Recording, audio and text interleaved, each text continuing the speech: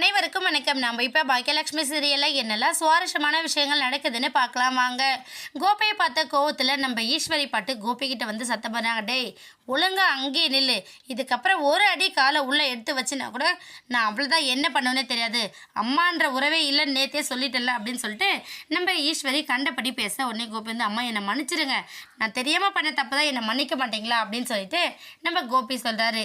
அவ்வளோதான் உனக்கு மரியாதை கோபி, இன்னொரு தடவை இந்த வீட்டுக்குள்ளே காலை எடுத்து வச்சுன்னா கழுத்தை பிடிச்சி நானே வெளியே தள்ளிடுவேன், உன் நிழல் கூட இந்த வீட்டு மேலே படக்கூடாது, கிளம்புடா வெளியே அப்படின்னு சொல்லிட்டு கோபியை துரத்தி விட்டுறாங்க. இதனால மனசொடைஞ்சு போய் நம்ம கோபி வெளியில் போகிறாரு. போனது மட்டும் இல்லாமல் இன்னொரு பக்கம் நம்ம மயு கோபி வருவார் அப்படின்னு சொல்லிட்டு ரொம்ப ஆவலோட எதிர்பார்த்து காத்து உட்காந்துட்டு இருக்காங்க. நம்ம ராதிகா ஒரு பக்கம் நீ போயிட்டு படு மயு அப்படின்னு சொன்னாலும் மயு வந்து இல்லைம்மா நான் டேடி பார்த்துட்டு தான் போய் படுப்பேன் அப்படிங்கிற மாதிரி ரொம்ப அடமட்டாக உட்காந்துட்டு இருக்காங்க.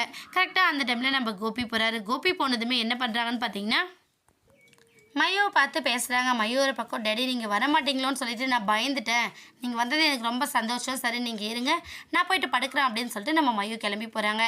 உடனே நம்ம ராதிகை என்ன பண்ணுறாங்கன்னா, கோபி நீங்கள் ஏன் இவ்வளோ லேட்டாக பண்ணுறீங்க, எம்எல்ஏ இருக்கிற கோவத்தை ஏன் மயூ கிட்ட காட்டுறீங்க அப்படிங்கிற மாதிரி நம்ம ராதிகா சொல்ல உடனே கோபி வந்து என்ன சொல்லிக்கிட்டு இருக்க, நான் இதுக்காக மயூவை காயப்படுத்த போகிறேன் அப்படின்னு சொல்லிட்டு நம்ம கோபி கேட்குறாங்க. ஆமாம் பின்ன நீங்கள் இவ்வளோ லேட்டாக வந்தால் மயூ உங்களுக்காக காத்துக்கிட்டு இருக்காளா அப்படிங்கிற மாதிரி சொல்கிறாங்க.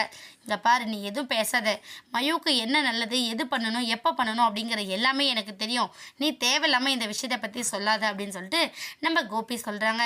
உடனே நம்ம ராதிகா என்ன பண்ணாங்கன்னா, சரி கோபி நீங்கள் சொல்கிறதெல்லாம் ஓகே தான், ஆனால் நீங்கள் ஆசைப்பட்ட ஒரு விஷயம் நடந்துருச்சு, என் அம்மா இந்த வீட்டை விட்டு போயிட்டாங்க அப்படின்னு சொல்லிட்டு நம்ம ராதிகா சொல்ல உடனே கோபி அப்படியா சரி அப்படிங்கிற மாதிரி ரொம்ப சைலண்ட்டாக இருக்காங்க.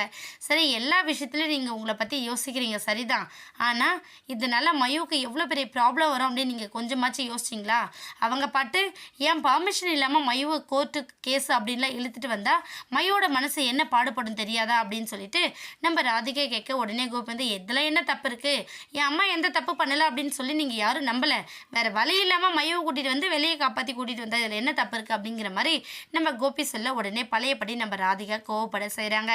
என்னாக போதுன்னு வெயிட் பண்ணி பார்க்கலாம். இந்த வீடியோ உங்களுக்கு பிடிச்சிருந்தா மறக்காமல் நம்ம சேனலை சப்ஸ்கிரைப் பண்ணுங்கள். தேங்க்யூ.